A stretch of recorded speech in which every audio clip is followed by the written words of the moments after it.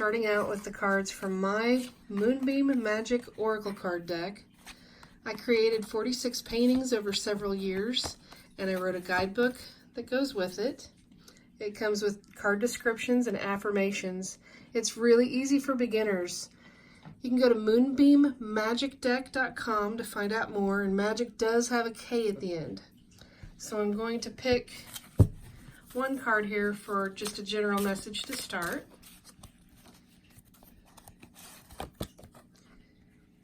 And the card is Intuition. Let me grab the book here.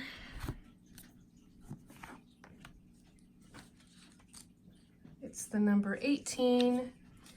Intuition is an inner knowing or gut feeling. Everyone has intuition, but not everyone listens to it. Pay attention to the thoughts, ideas, and whims that you have. Listen for that inner voice and explore where your intuition leads you.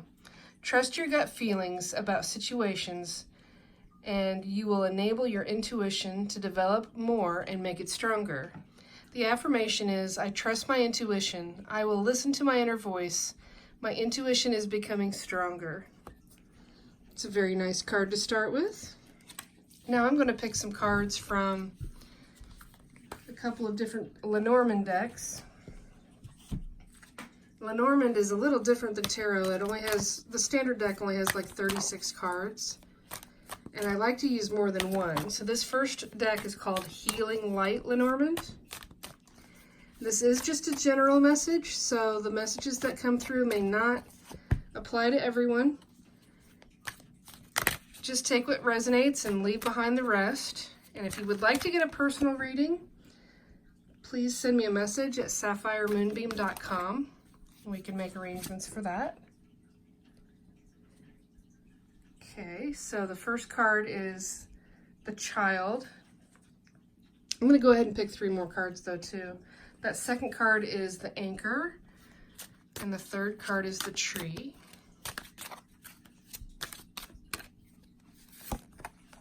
And then we've got the Letter. And look at that, the Anchor again. And the Snake. Alrighty.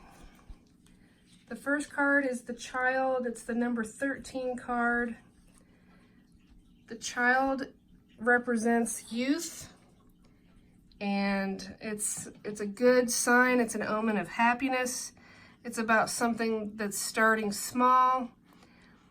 It can describe vulnerability and the need for protection, but it can also describe having a very simplistic, joyful, childlike spirit, which is something we all need to remember to do. As adults, we get very serious about life. It's such a beautiful energy to have 2 anchors there right next to each other. It's the number 35 card. The Anchor stands for stability and routine and being grounded. Something that's reliable and unchanging, dependable. It helps with grounding and confidence, and it's definitely a card of hope and stability. So there's double hope and double stability going on in this reading, even if some of the other cards sometimes have a little bit of a negative connotation, and we'll talk more about that as we keep going along. That next card is the number 5. It's the Tree card. And the Tree card represents growth and stability, and it represents a slow and steady build over time. If you can imagine planting the seed of that tree and waiting for it to become as magnificent as it is, that's a lot of patience that's required for that.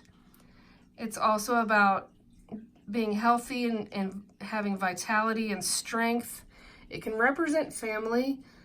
It can also represent, in this card, I really look at it like it's a love tree, and it's building something, a slow growth over time, and putting down roots and working towards something that's going to be magnificent.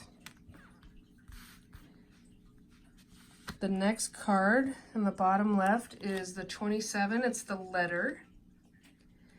And the Letter is all about all forms of communication. whether it's an actual old-fashioned letter that gets sent through the mail, or if it's an email, it could be an instant message. It could represent an invitation.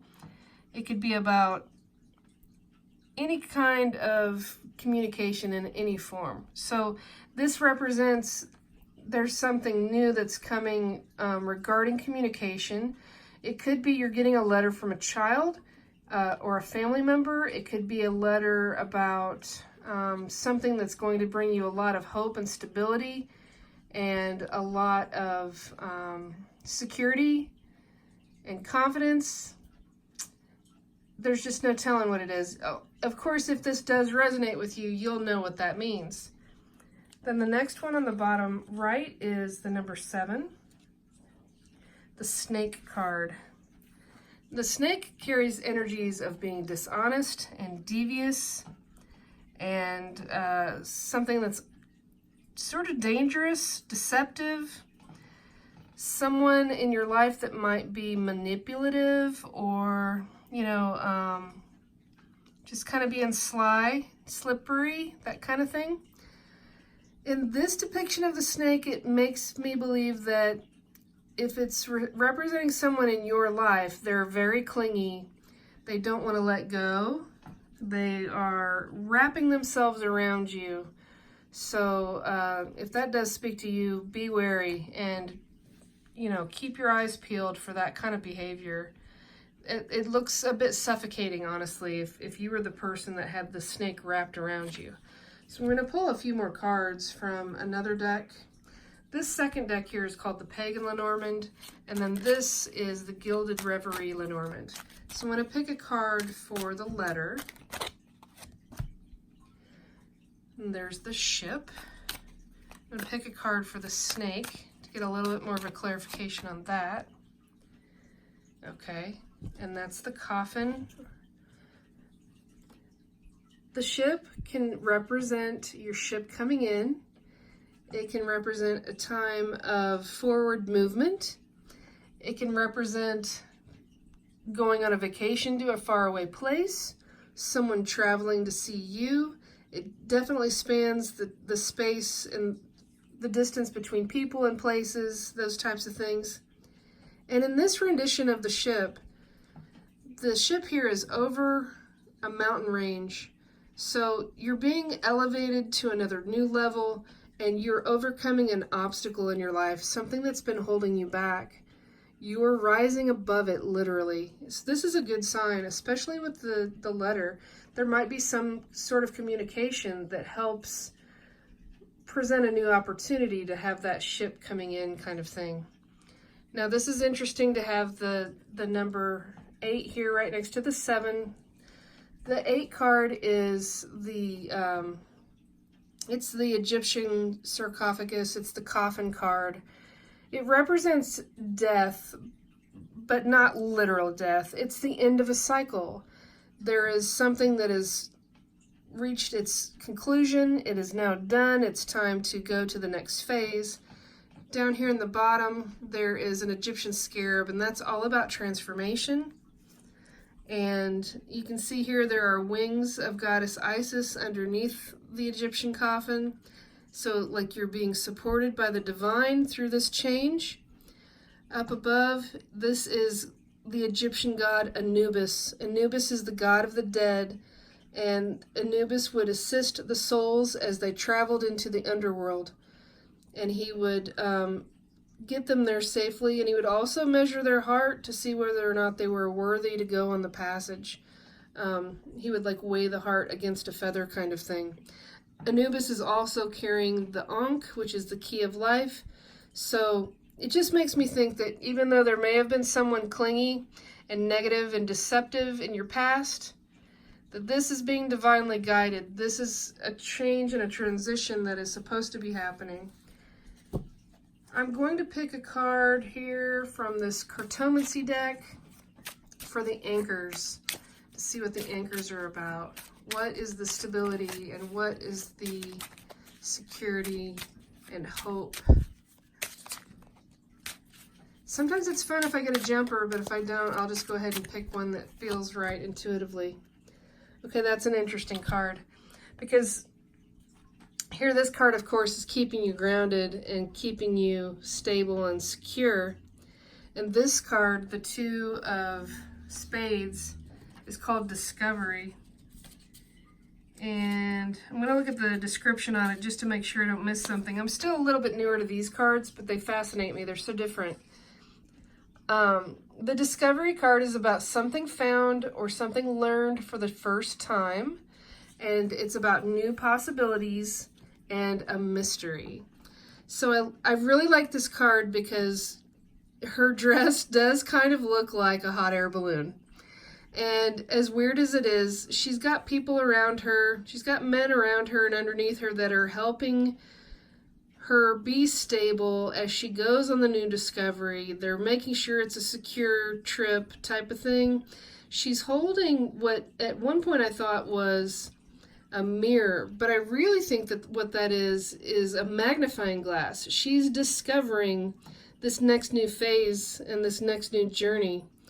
So it's also interesting, she's wearing a top hat with a veil that looks like it's a veil for a bride.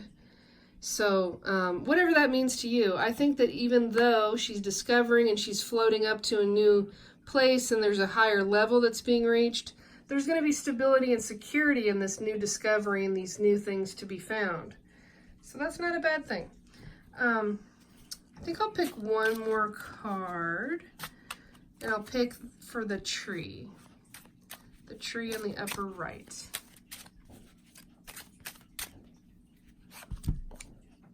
Okay, it's the card called Parenthood. It's the Five of Hearts, and it's a child blowing bubbles, and there's 5 hearts in the bigger bubbles there. This is a card about manifestation. This is a card about creating your future. It's about caring for others, parents and grandparents sort of thing. I like, just more than anything, the fact that it's got several hearts. There's look at this. There's 3 5s. 3 5s. That's the 3 5s together are always an indication of huge transformation, big changes in your life. There's 7 hearts on the tree card here. If you look at this, there's of course 5 hearts here, and then there's two hearts as well. So there's 7 hearts on each card, and there's 3 5s. Those are really, really great repetitive numbers. So whatever's coming, whatever you're building, whatever you're growing and being patient about and building on over time, it looks like you're manifesting some love and great new possibilities. You're overcoming obstacles. There's new things to discover. There's a new journey to be taken. An old cycle needs to be closed. And through all of it, using your intuition and trusting your inner knowing and your inner guide is what's going to really help you through all the way. So I'm really, really happy with the way this reading turned out. What a lovely message. I hope that you enjoyed it. And I would love it if you would subscribe to my channel if you haven't already. I thank you for watching, and I hope you have a wonderful night.